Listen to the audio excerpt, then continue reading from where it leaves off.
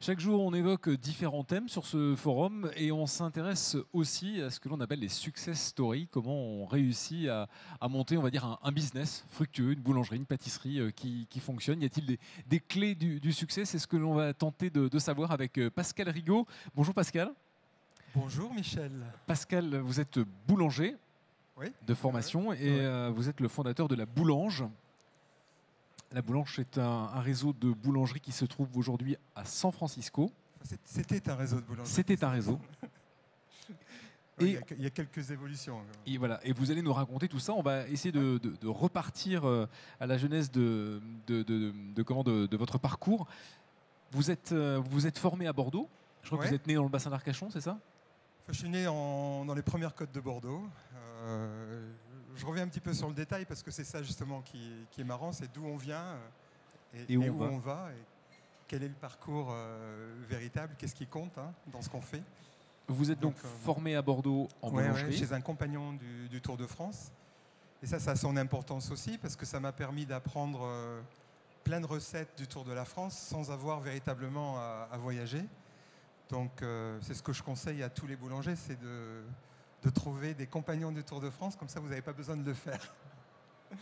En 91, vous décidez de vivre le rêve américain et vous vous envolez à Los Angeles. Vous aviez quel âge à l'époque? 91, 21 ans. 21 ans. Non, 31 ans, pardon. 31 ans. Putain, le temps passe vite. Et donc, 31 ans. Donc j'avais une petite société à Bordeaux qui n'était pas du tout dans le pain. Et je l'ai vendue à un gros groupe français. Et j'ai décidé donc à ce moment-là de partir aux États-Unis parce que je pensais que c'était un grand pays et qu'en France, il y avait déjà beaucoup de boulangers. Donc, je pense que la première des clés ou quand on veut faire quelque chose, ou de moins d'essayer de faire quelque chose d'important, c'est de réfléchir à l'endroit où on veut le faire et comment on veut le faire et avec quelle valeur on veut le faire. Et moi, je me suis dit qu'en France, j'y arriverais pas. Il y avait de très bons boulangers qui étaient là, installés depuis longtemps. Et que ma seule chance de réussir quelque chose d'assez grand et important, c'était de partir. Et je suis parti aux États-Unis parce que j'avais fait un 3e cycle là-bas et que je connaissais des gens à Los Angeles et que je parlais anglais. Pas trop bien, mais relativement bien pour espérer pouvoir me faire comprendre et pouvoir faire du business aux États-Unis. Donc c'est ce que je disais ce matin, c'est quand même hyper important d'être opérationnel dès qu'on arrive dans un pays étranger, et en particulier aux États-Unis. Ouais, de pouvoir bien s'exprimer au niveau de la langue. Alors, la première ouverture s'est passée dans quel quartier de Los Angeles et comment est-ce qu'on arrive aux États-Unis? Parce que bon, on a bien compris que vous aviez une petite enveloppe, parce que vous aviez vendu la précédente affaire. Une toute petite, parce que c'est une des raisons aussi pour laquelle j'étais parti à l'époque, c'est parce que le fisc en France, quand on vend sa société, vous prend pas mal de fric. Donc je me suis dit, je veux bien remonter une société, mais plus jamais en France. Et c'est en train de changer aujourd'hui. Les mentalités, le statut d'entrepreneur en France est en train d'évoluer énormément. C'est pour ça que je reviens. On recommence avec toute une équipe ici à démarrer un concept assez marrant.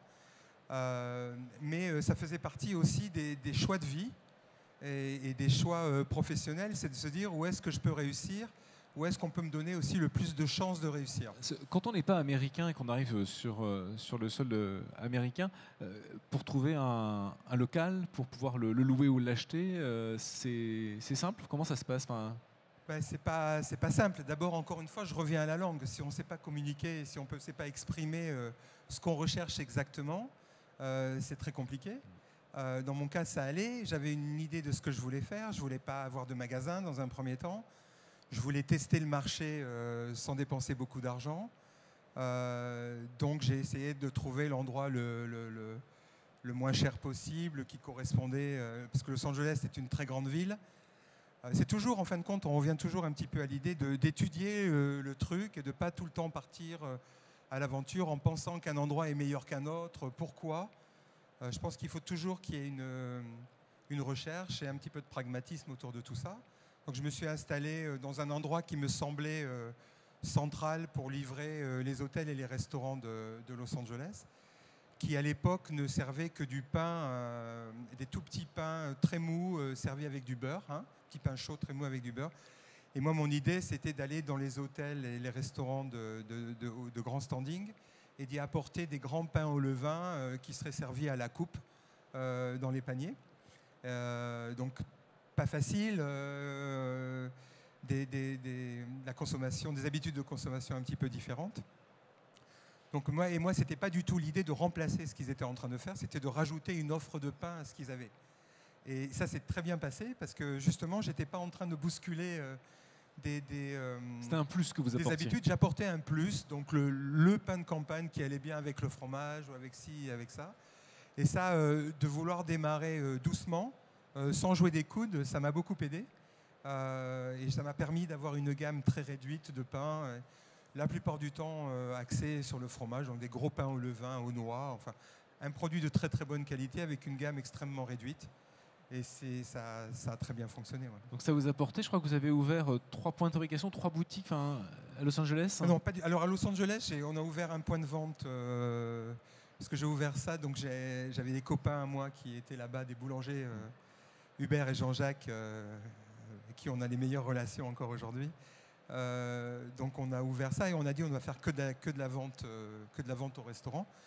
C'est des choses un petit peu différentes que d'ouvrir des magasins. Les gens nous ont demandé d'en ouvrir un, on en a ouvert un.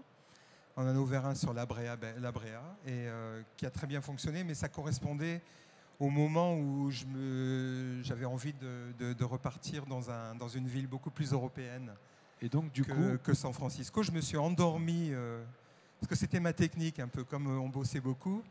J'attendais qu'il y ait un feu rouge quand je livrais l'après-midi et je m'endormais.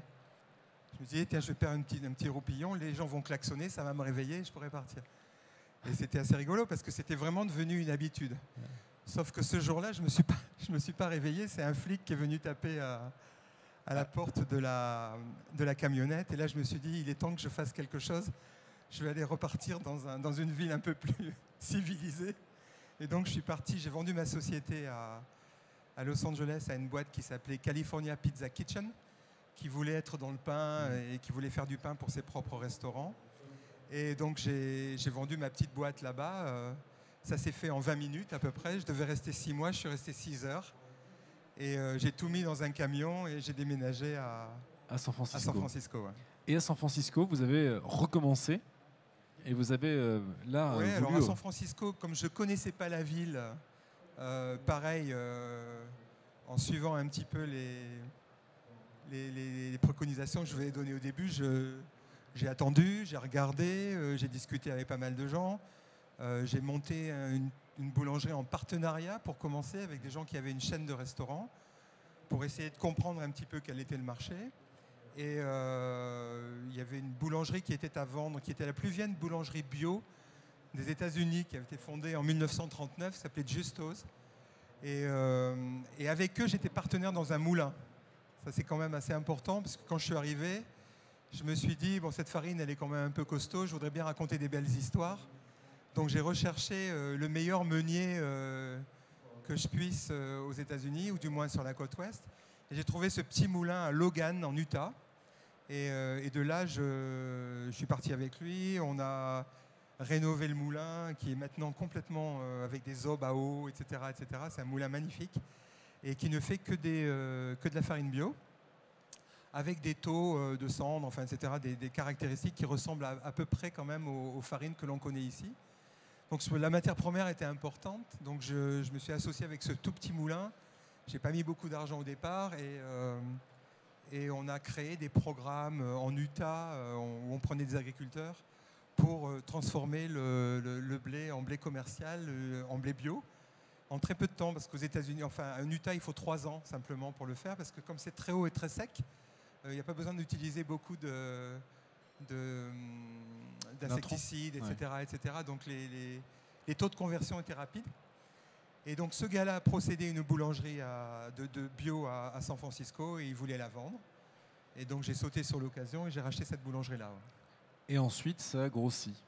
Vous en avez ouvert jusqu'à 26. Ensuite, c'est marrant, je ne sais pas si vous connaissez un petit peu le marché américain. Il y a une société qui s'appelle Trader Joe, qui à l'époque avait à peu près une quarantaine de magasins. Ils sont venus me voir et ils ont dit on veut absolument faire du pain bio cuit sur sol. Et on n'était pas énormément à l'époque à faire ça. Donc, on a créé un pain qui s'appelle toujours aujourd'hui, qui est vendu chez Trésor Joe, qui s'appelle le pain Pascal. Et donc, on a été vraiment le premier pain cuit sur sol au levain vendu à Trésor Joe. Et on a suivi leur croissance. Et aujourd'hui, ils ont 460 magasins. Donc, aujourd'hui, on sert 460 magasins de Trésor Joe dans tous les États-Unis, que ce soit en pain, en viennoiserie prépoussée, maintenant là, sur certains produits, et en d'autres produits. Donc vous avez fait croître en fait la taille de la boulangerie en fonction du besoin de production. Oui, bah c'est un petit peu comme ça. C'est à chaque fois qu'on trouvait un client, on essayait d'améliorer l'outil de production, de le faire croître. C'était une croissance très organique, pas trop stratégique en fin de compte. La stratégie, c'était de grandir tout doucement. Ça, c'était au niveau de l'activité industrielle. Et donc vous aviez plusieurs points de fabrication? Un seul point de fabrication à San Francisco qu'on a grandi. Aujourd'hui, on a 7000 mètres carrés de production que l'on avait d'ailleurs à l'époque de l'acquisition de Starbucks, qu'on a repris. Mais voilà, donc on a un seul point de production parce que pour moi c'était facile à contrôler. D'accord. Et à un moment donné, donc, on faisait que de la vente aux hôtels et aux restaurants, que de la vente aux supermarchés, de grande qualité, en produits bio. Et ensuite, Starbucks arrive. Non, avant, on ouvre un magasin. Ah. On ouvre des magasins. Ça, c'est assez rigolo parce que je pense que parfois, il y a la part de chance, c'est pas à négliger dans tout entrepreneuriat ou dans toute entreprise. Donc, je décide d'ouvrir un petit point de vente en centre-ville de San Francisco pour pouvoir livrer les hôtels et les restaurants en produits chauds le soir pour le dîner. Et avec uniquement cette intention-là. Et l'endroit était sympa et donc j'ai mis une petite déco devant où on consolidait les produits pour les restaurants. Et il y avait marqué boulangerie, c'était assez mignon. Et puis on avait une table où les invendus, on voulait les vendre aux gens qui passaient, avec la ferme intention que les boulangers récupéraient l'argent, le mettraient dans la poche et ils se payaient une bière le soir. C'était vraiment l'idée.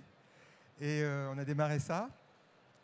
Et en fin de compte, ça a mal tourné, quoi. C'est-à-dire que le truc a vachement bien marché. On a été obligé de rajouter des produits. C'est devenu une boulangerie, une véritable boulangerie. Le San Francisco Chronicle, à l'époque, enfin tout ce qui était écrit, était important. Aujourd'hui, on a les social media, mais à l'époque, il suffisait d'avoir un bel article dans un grand journal et c'était pratiquement la notoriété assurée. Le San Francisco Chronicle a fait un article incroyable en disant que nos chocolatines, c'était comme un premier baiser, un premier amour. Et le truc a démarré incroyablement avec 150 mètres de queue tous les matins. Donc une grosse partie de chance à ce moment-là, mais toujours pareil, des très très bons produits, servis avec le sourire et toujours abordables. C'était la clé du truc. Et du coup, de cette première boutique, sont nées d'autres boutiques. De cette première boutique sont nées d'autres boutiques qui étaient plus des cafés-béqueries avec du café, des salades, des sandwichs, fermés tôt le soir. Et on en a ouvert 25 très rapidement. Et un jour, il y a un type qui s'appelle Howard Schultz, qui est le fondateur de Starbucks, qui m'a téléphoné en me disant « Écoutez, ce que vous faites, c'est pas mal parce que vous avez des magasins, vous avez des usines, donc ça veut dire que vous savez faire à grande échelle des produits artisans. Nous, ça nous intéresse énormément. Est-ce qu'on ne pourrait pas travailler ensemble ?» Et ensuite, pas mal. Ben ensuite, vous avez accepté aux États-Unis, enfin, je pense qu'il y a des choses qui sont assez intéressantes. Je pense qu'il faut le pouvoir de dire non est important. Et pendant des années, on a dit non à plein de gens. Des gens qui voulaient grandir, des gens qui disaient qu'on allait en ouvrir 400 ensemble, etc., etc. Mais je crois que pour nous, enfin pour moi en particulier, et pour ton entrepreneur aujourd'hui, je pense qu'il faut, quand on fait quelque chose, il faut le faire pour les bonnes raisons. Il faut avoir des valeurs assez costauds. Je pense que si on fait les choses pour gagner des sous, ce n'est pas forcément la bonne façon de le faire.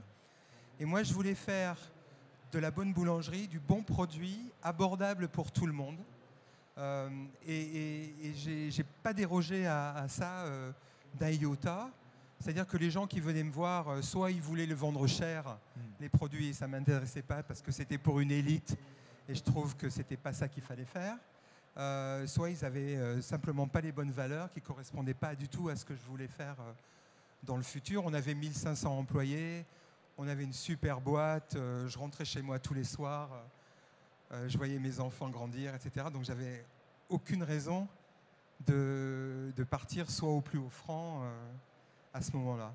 Et ce qui s'est passé avec Starbucks, c'est véritablement un échange, une relation avec un gars assez extraordinaire qui voulait véritablement changer la façon dont les Américains mangeaient chez lui. Donc Starbucks, c'est 60 millions de transactions par semaine.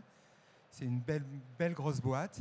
Et pour moi, de pouvoir avoir une petite influence sur 60 millions de transactions par semaine, c'était énorme. Hein. C'est la France qui va à Starbucks toutes les semaines. Hein. Donc je me suis dit, ça vaut le coup. Qu'est-ce qu'on fait? Comment on va faire? Ne serait-ce que de donner la possibilité à ces Américains de manger des produits sans stabilisateur, sans arômes artificiels, c'est déjà énorme. Et donc on est parti avec Howard qui a racheté ma société à l'époque et avec un plan extrêmement bien défini où on a refait toute la logistique aux États-Unis, où on a rajouté un freezer dans chaque magasin pendant 3 ans. Ça faisait un freezer par heure pendant 2 ans et demi. On a installé. C'est vrai, c'est le plus gros développement retail jamais effectué aux États-Unis du moins. Et on a nettoyé tous les produits, on a enlevé les stabilisateurs, on a enlevé les améliorants, on a enlevé tout ça parce que justement, comme on pouvait aller surgeler du début à la fin de la chaîne, ça nous permettait d'avoir des produits sans colorants, sans artificiels, sans améliorants. Et aujourd'hui, donc à Starbucks, la grosse différence aujourd'hui par rapport à avant, c'est que tous les produits sont clean. Donc moi, je suis assez fier de ça et c'était la raison pour laquelle on avait fait ce deal avec eux. Et donc cette histoire-là a duré 2 ans et demi. 3 ans. 3 ans. 2 ans et demi, c'est quand j'ai commencé à en avoir un peu marre. C'est ça, d'accord. Donc 6 mois plus tard... on a fait, mais en partant de tout ça, je pense que c'est assez important de revenir là-dessus. C'est qu'aujourd'hui, Starbucks, par exemple, et personne ne le sait, et vous allez voir, c'est pour ça que je suis parti, en fin de compte, utilise des ingrédients extraordinaires. Alors, on a créé pour eux un sandwich qui s'appelle le Reduced Fat Turkey Bacon Sandwich, qui était un sandwich tout petit, avec 220 calories, des English muffins complètement bio, du blanc d'œuf de poule élevé, comment on dit cash free en français, enfin élevé en plein air. En plein air, un véritable fromage qui a été affiné pendant plus d'1 an et un bacon de dinde qui venait d'un petit producteur du Texas. Donc ce sandwich est absolument incroyable et ils en avaient un qui faisait à peu près 550 calories avant et on a essayé de remplacer ce produit-là avec le plus grand mal du monde, parce que bien sûr, ils en vendaient 80 000 exemplaires par jour, donc ils prenaient des risques à vouloir changer ce sandwich. Et moi, j'étais là avec mon petit sandwich de 220 calories, à essayer de le pousser, à leur dire, les gars, c'est absolument ça qu'il faut faire. Si vous voulez changer les habitudes de consommation dans ce pays, c'est par des produits comme ça qu'il faut commencer. Et j'ai eu le plus grand mal possible pour y arriver, mais un jour, ils étaient tous à Seattle en train de discuter. J'ai proposé mon produit, et quand je dis mon produit, le produit de toute une équipe qui avait bossé là-dessus pendant des mois. Et les gars disaient non, c'est pas possible, on ne peut pas prendre le risque de cannibaliser un produit qui fait 80 000 exemplaires par jour. Et je leur ai dit, mais les gars, entre ces 2 produits-là, lequel vous préférez, lequel vous donneriez à votre famille? Et les types m'ont dit, attends, sans contestation possible, c'est le petit là. Et je leur ai dit, écoutez, donc vous êtes capable de prendre ce produit-là, de le donner à votre famille, mais vous n'êtes pas capable de le donner à vos clients. Et je leur ai dit, mais quel genre de société êtes-vous? Et les types ont dit, c'est très bien, on a compris, on a fait un test dans 2000 magasins. Aujourd'hui, on en vend 180 000 par jour de ces sandwichs-là. Donc ça donne aussi un petit peu l'idée que quand on fait les choses pour les bonnes raisons, avec les bonnes valeurs, et quand on s'accroche absolument et quand on est indestructible sur ces valeurs et ce qu'on veut arriver à réussir, il y a des moyens de faire aujourd'hui de la super bouffe à très grande échelle. Et alors, qu'est-ce qui a fait que vous avez finalement décidé de quitter Starbucks pour revoler de vos propres ailes derrière? C'est-à-dire qu'on a doublé la nourriture à Starbucks en 2 ans et demi. On est passé d'1,5 milliard en 2012 et à pratiquement 3 milliards en 2016. C'est-à-dire ce qu'ils avaient mis en 40 ans à construire au niveau de la bouffe à Starbucks, nous on l'avait doublé en 3 ans. Et avec des choses très simples, hein, des super produits servis chauds, en allant voir les magasins, en essayant d'inculquer une certaine culture aux gens de Starbucks. Et la grosse frustration pour moi, c'est que personne ne le savait, quoi. On a grossi parce que le produit était bon, parce qu'il était servi chaud, parce qu'on avait une plateforme de sandwich du petit déjeuner absolument incroyable. Mais quand on allait dans les restaurants ou dans les magasins Starbucks et qu'on posait des questions sur les ingrédients eux-mêmes, est-ce que vous savez que ce sont des myrtilles de chez Intel? Est-ce que vous savez que le jambon qu'on utilise, c'est le meilleur jambon qu'on puisse acheter aux États-Unis? Les gens n'avaient absolument aucune idée. Donc moi, je me disais, si jamais les gens étaient au courant de choses comme ça, s'il y avait la bonne communication à l'intérieur des magasins, ce n'est pas 3 milliards de dollars que la catégorie ferait. C'est 5 milliards de dollars ou 6 milliards de dollars.